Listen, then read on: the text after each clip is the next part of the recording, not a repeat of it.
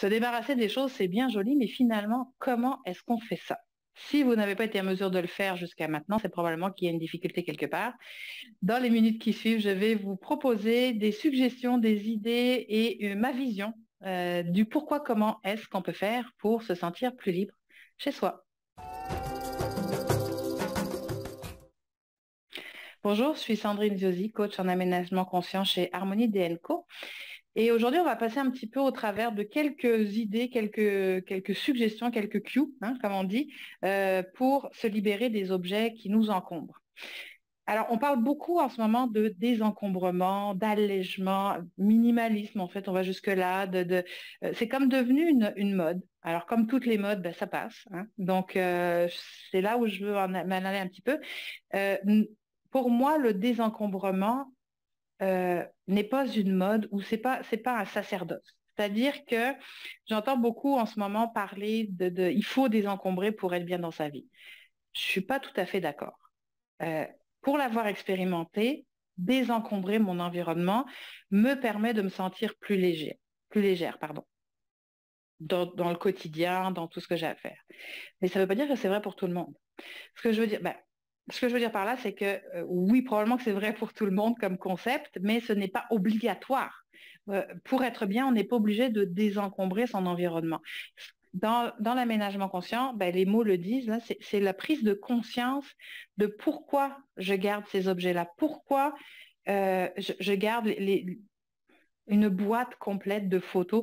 Je discutais avec une amie puis qui me parlait d'autres amis à elle qui viennent de déménager. Puis le monsieur, je disais, mais je comprends pas, ça fait 15 déménagements qu'on fait et je suis toujours en train, j'ai une boîte complète, alors c'est sa femme qui avait une boîte complète de photos.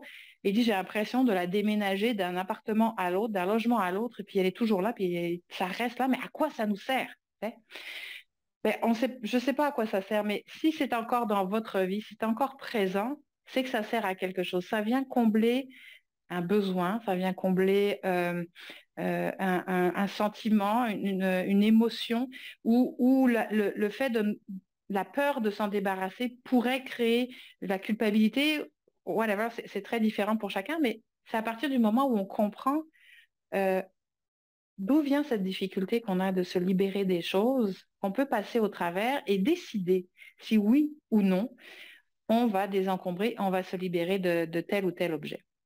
Donc pour moi, le désencombrement, c'est pas la potion magique qui va tout régler, surtout si on le fait de façon systématique en disant ah ben là il faut désencombrer pour être bien. J'ai vu ça dans la vidéo X32. Pour être bien dans ma vie, il faut que je désencombre et ça va aller beaucoup mieux. Non, je suis pas sûre de ça.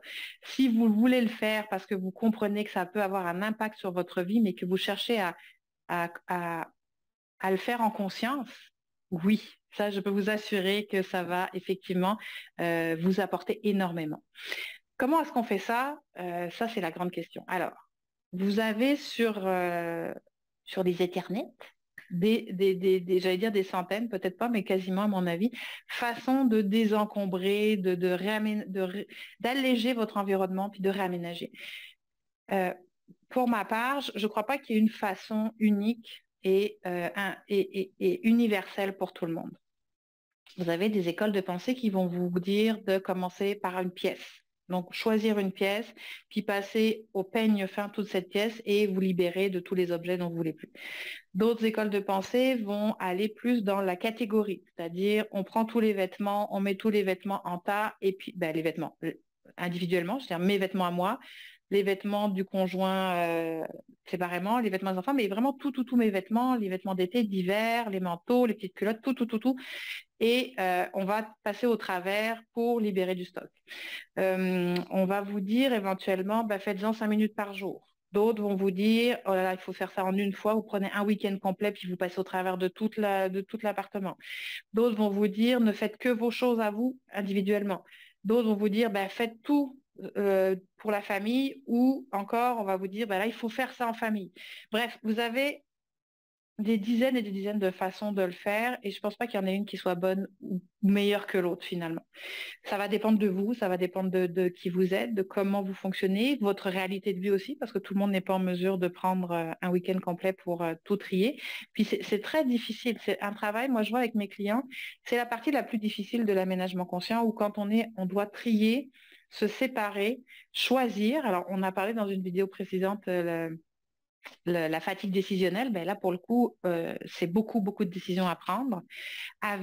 Puis quand on parle de décision, euh, on parle, on va dans les émotions, on va dans le doute, on va dans la peur, la culpabilité, la peur, la crainte, mettons. Ah, mais si j'en ai besoin un jour, ah oui, mais ça, c'était parce que ça vient de ma grand-mère. Puis voilà, puis là, je vais me sentir coupable de m'en débarrasser. Enfin, vous voyez, il y a toutes ces choses-là qui viennent jouer. Alors, pas pour tout. C'est sûr que, je sais pas, si vous triez votre vaisselle, puis que c'est de la vaisselle Ikea, ça va peut-être pas vous faire des grosses émotions. Mais mis bout à bout, dites-vous que si c'est encore là, si ça vous dérange, c'est que quelque part, il y a un petit blocage qui fait que tout seul, vous n'arrivez pas à le faire. Donc, vous avez plusieurs façons de le faire. L'important, c'est de trouver celle qui vous correspond. Alors, soit vous avez une idée de tout ce qui existe, puis là, vous choisissez. Vous y allez par essai-erreur. Vous vous faites accompagner. C'est sûr que c'est la meilleure des options parce que là, vous pouvez être assisté dans vos prises de conscience.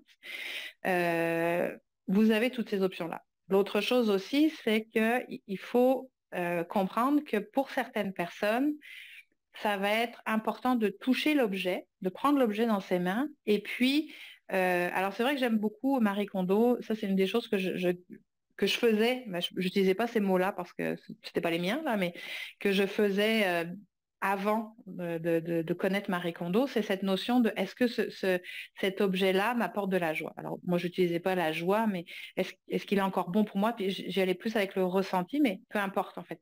Que vous soit plus facile pour vous de dire est-ce que ça me met en joie, ou soit plus facile, genre bafouille de joie. Donc, soit plus facile pour vous de ressentir.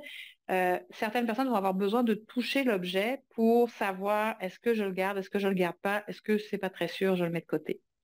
Pour d'autres, ça va compliquer les choses parce que en touchant l'objet, le ressenti et l'émotion vont prendre toute la place et là, ils vont plus être en mesure de se séparer parce que ça va être trop d'émotions, puis trop de souvenirs, trop de culpabilité si je m'en débarrasse, etc. Donc là encore, c'est une décision à prendre en fonction de qui. Puis je dis ça, puis en même temps, vous pourriez très bien être en mesure de faire ça avec la vaisselle. Prenez dans la main la vaisselle, c'est très facile. Mais quand vous arrivez à vos livres, là, ça devient très compliqué. Hein.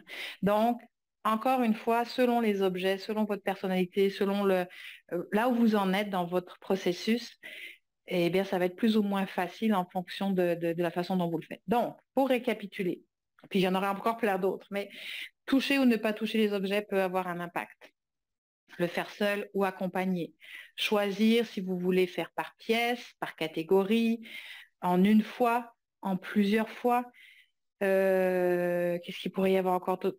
Vous voyez qu'il y a vraiment beaucoup, beaucoup de façons différentes de le faire et je ne crois pas sincèrement qu'une méthode unique et universelle fonctionne. Donc, trouvez la vôtre. Soit vous allez sur Internet puis vous regardez un petit peu ce qui existe, soit vous faites juste le ressentir et puis faites-le comme, pardon, comme vous le sentez, j'allais dire. Une des choses qui pour moi a été révélatrice, puis je vous l'ai partagée dans une autre vidéo qui s'appelle je ne sais plus comment. Ah oui, la fainéantise, apologie de la fainéantise, où effectivement, en restant vraiment centré, pendant que vous faites l'activité, pendant que vous triez, pendant que vous réfléchissez à ce que vous gardez ou pas, vraiment de rester centré sur votre ressenti, justement, pour qu'au moment où vous sentez que ce n'est plus juste, quelle que soit la façon dans laquelle vous ressentez que ce n'est plus juste, ben vous arrêtez pour briser ce schéma synaptique de « Ah, ben, j'aime pas faire ça » ou « Je vais avoir peur ». Vous voyez, on veut rester dans une sorte de peut-être pas de plaisir, mais de légèreté dans l'activité qui va permettre que même si ça dure 5 minutes le premier jour, ben, ça va commencer à augmenter tranquillement. Donc c'est vraiment, je pense, la seule, s'il y a une chose en fait universelle, je crois que c'est vraiment de rester connecté à son ressenti puis de faire les choses de façon consciente. Alors, ça va prendre plus de temps, c'est certain, et en même temps, ça va être tellement plus solide, tellement plus nourrissant, puis ça va vous aider à mieux vous comprendre et à mieux vivre avec vous-même dans votre quotidien, et pas juste dans la maison, mais dans beaucoup de sphères de votre vie. Vous allez vous rendre compte que la façon dont vous fonctionnez chez vous, ben, c'est la façon dont vous fonctionnez dans le reste de votre quotidien. Voilà, j'espère que c'était clair. Je suis pas très certaine, mais en tout cas, si ça ne l'est pas, ben, n'hésitez pas à poser des questions, mettez des commentaires. Vous pouvez me rejoindre à info@harmoniedco.com, harmonie avec un S, et je me ferai un plaisir de répondre à vos questions. Et puis, un petit rappel pour le programme Aime-toi qui débute en septembre pour aller plus loin encore dans votre allègement et pour un chez vous qui prend soin de vous. Bonne journée à tous.